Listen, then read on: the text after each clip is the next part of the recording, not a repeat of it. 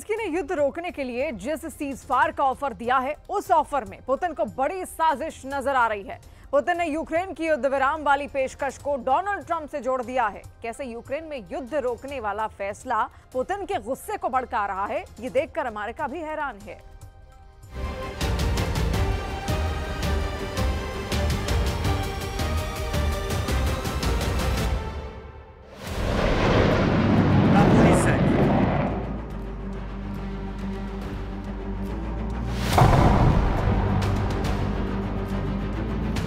Короче, дрон.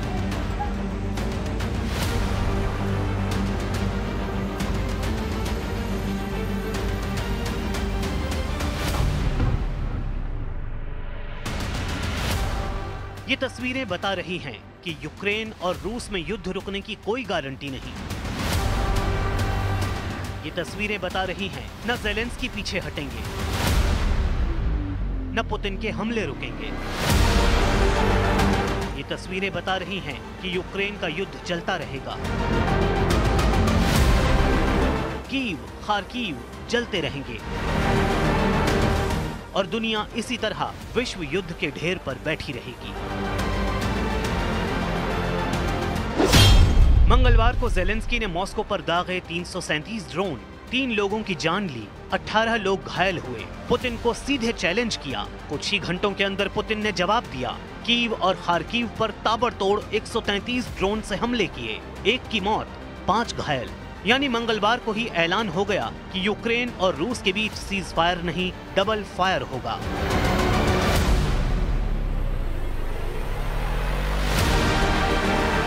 जब यूक्रेन और रूस एक दूसरे पर हमले कर रहे थे, तब सऊदी अरब में अमेरिका और यूक्रेन के अधिकारियों के बीच हुआ एक बड़ा फैसला जिसकी उम्मीद ट्रंप को भी नहीं थी और पूरा यूरोप भी इस फैसले से चौंक गया है।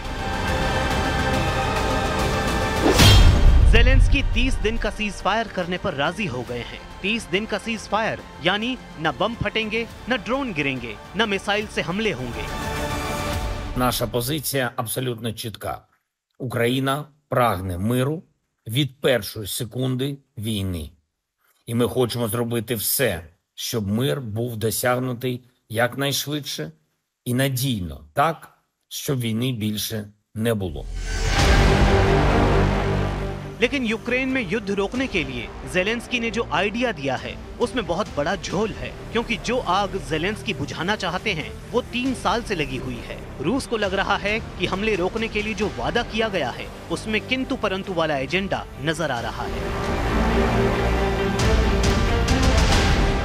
28 फरवरी को ओवल ऑफिस में ट्रंप और ज़ेलेंस्की की बदनाम मीटिंग के बाद ज़ेलेंस्की ने यूरोप का रुख किया और लंदन जाकर पूरे यूरोप को बताया कि वो जंग लड़ना चाहते हैं, उन्हें मदद की जरूरत है। और अब 11 तारीख को ऐसा क्या हुआ कि ज़ेलेंस्की ने 30 दिन वाले सीज फायर का ऑफर दे दिया। इन तीनों तस्वीरों को देखकर पुतिन को लग रहा है कि ज़ेलेंस्की कोई बहुत बड़ी चाल चल रहे हैं, जिसमें रूस को नहीं फंसना चाहिए।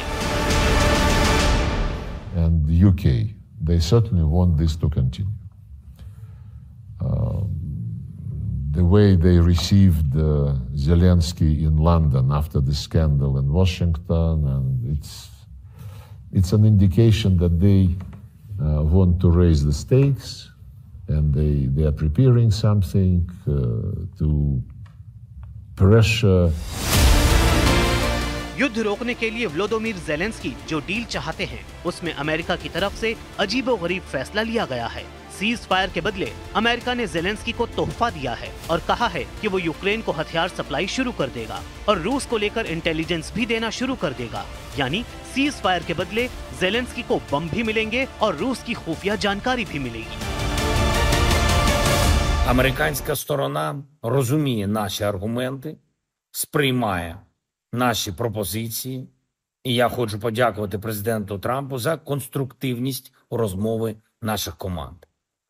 І сьогодні в розмові була пропозиція саме американської сторони зробити перший крок одразу далі.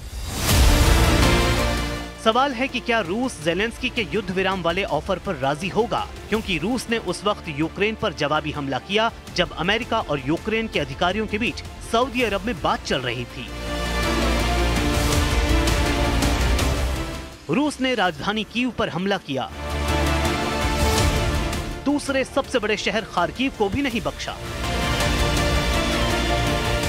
इन दोनों शहरों पर ज़ेलेंस्की के एयर डिफेंस सिस्टम रूस के ड्रोन को रोकने में रात भर बिजी रहे।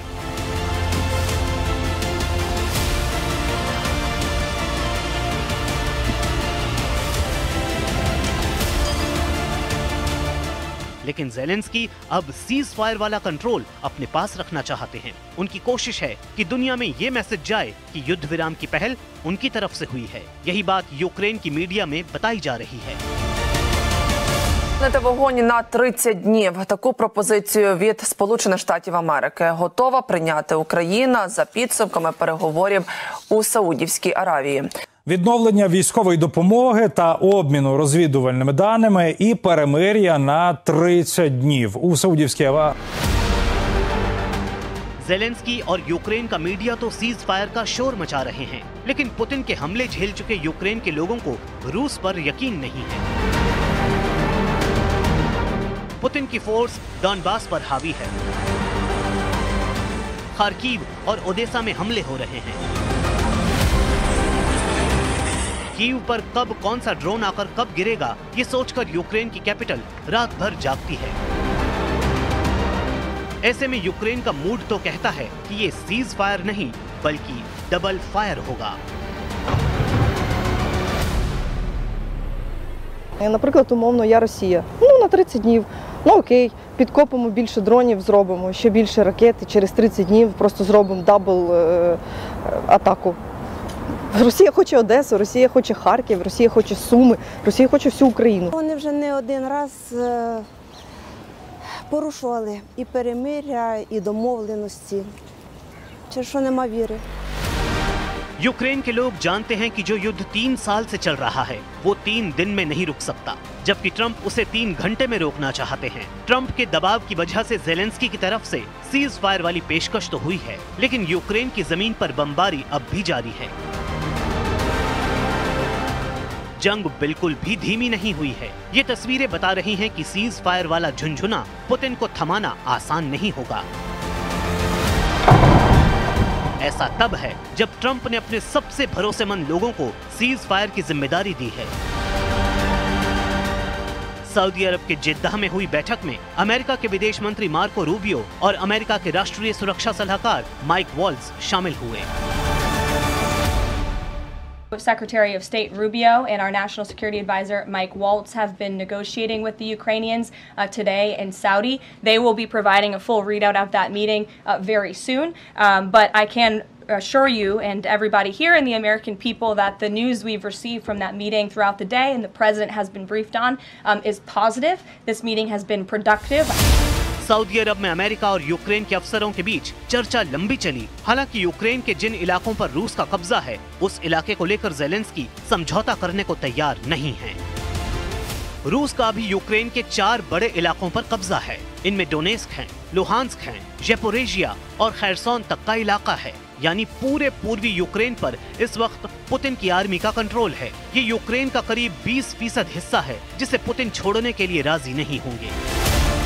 रूस ने 3 साल के युद्ध में यूक्रेन में जिन जिन इलाकों में कब्जा किया है उसे लेकर दोनों तरफ हजारों नहीं लाखों सैनिकों की मौत हुई है। ये दावा तो खुद यूक्रेन की तरफ से भी किया जाता है। ऐसे में रूस को सीज फायर वाले चंगुल में फंसाकर ज़ेलेंस्की क्या करना चाहते हैं, ये बात तो पुतिन भी अच्छी तरह समझते हैं।